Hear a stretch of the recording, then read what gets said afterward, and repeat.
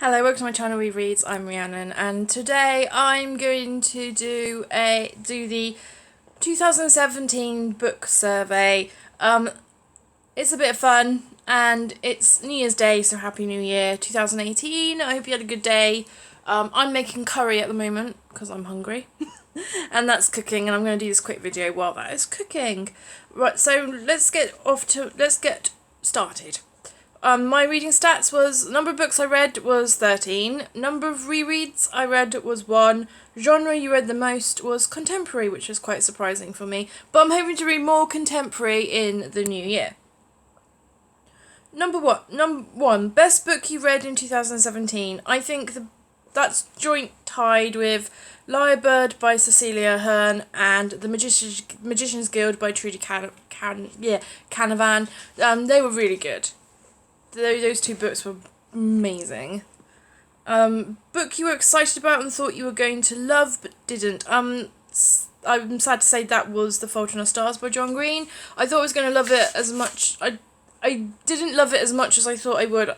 Probably because everyone, at the time when it came out, everyone and their mother was spoilering it to, Kingdom Come, and I got spoilt, and I didn't enjoy it as much as I did because I knew what would happen at the end. The film was good though. I love the film. The film was amazing.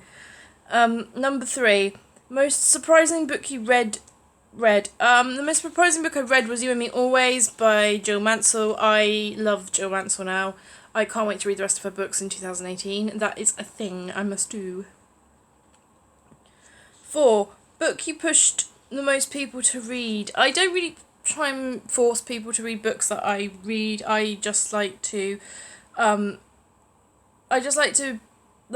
give books in a good light, whether bad or good light, and it's up to people. It's up to you if you want to read that book. I don't really push it, but if I did have to push a book to people, recommend a book to people, I like that word, recommending a book to people to read, it would be Lyrebird by Cecilia Ahern. It needs all the bookish love and things like that, and I think all my books that I read do deserve some bookish love on some extent, and things like that. So any book I read, good or bad, they still deserve bookish love, and they still deserve people to read them, so people can get their own opinions on the books that I like reading and recommending.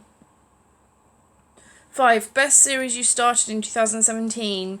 The best series was The Magician's Guild. I definitely want to continue on to that series because it's 3 books, I think, and I really want to continue on to that one.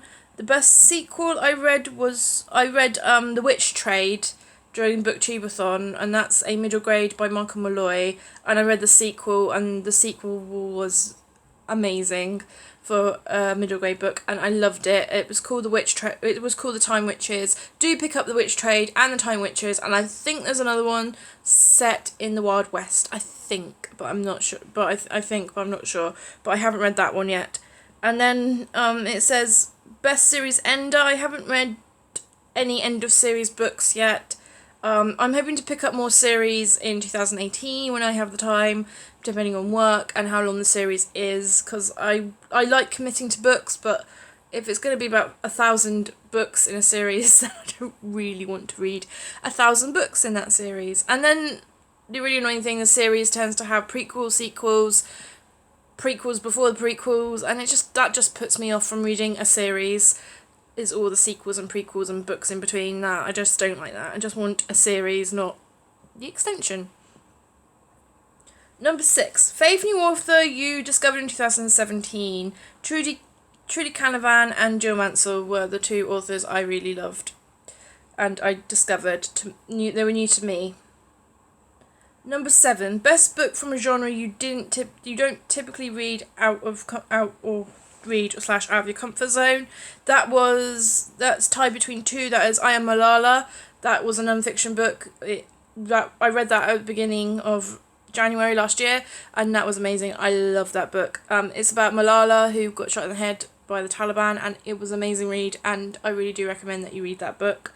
And then You and Me Always by Jill Mansell, because I don't really like romantic contemporaries that much, but that one was amazing, and it didn't have all the tropes that you would have in a romantic contemporary.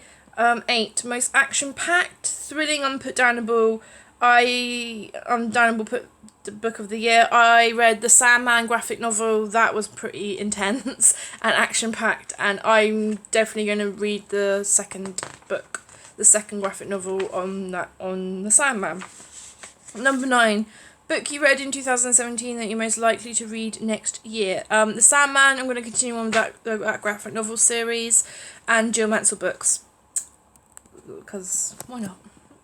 10, fave cover of a book you read in 2017. I don't have the book on me because I went onto the library, but if you go on Goodreads, type in Lyrebird, there's a beautiful cover for that. Lyrebird by Cecilia Ahern, that was absolutely beautiful cover that I got from the library. 11, most memorable character of 2017 was Harry Potter and the Cursed Child, and it's Scorpius Malfoy. I think that's what his name is. Scorpius Malfoy was the best character out of all of the characters that I read. I just wanted to give him a big hug. I just like that. I just love the Cursed Child as a whole.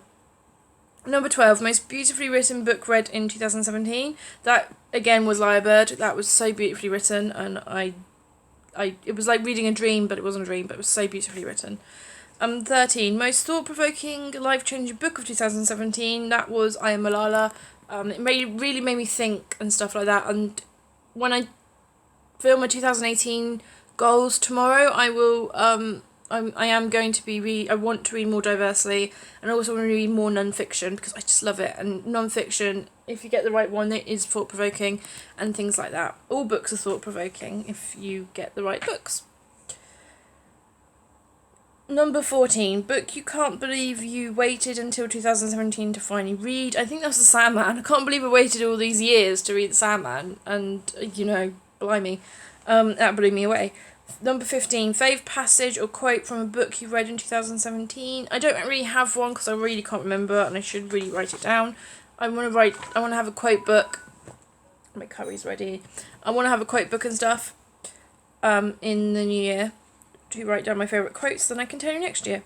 Number 16, shortest/longest book you read in 2017. The shortest book I read was Six Geese a-Laying. That was in December. That is a little novella thing for Christmas by Saving Kinsella. I really enjoyed that. That was 27 pages.